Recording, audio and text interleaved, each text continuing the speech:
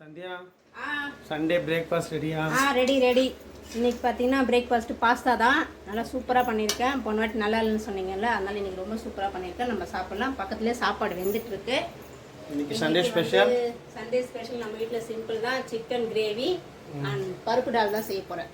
அதுதான் இப்போ ரெடி பண்ணிகிட்டே இருக்கேன். நம்ம பார்க்கலாம். ஓகே. ஹாய் ஃப்ரெண்ட்ஸ், இன்றைக்கி பார்த்தீங்கன்னா அது ரெக்கையெல்லாம் கொஞ்சம் வந்துடுச்சு. நல்லா கத்த ஆரம்பிச்சிருச்சு. ஒரே சவுண்டாக இருக்குது. வீடியோ எடுத்திருக்கேன், போட்டிருக்கேன் பாருங்கள்.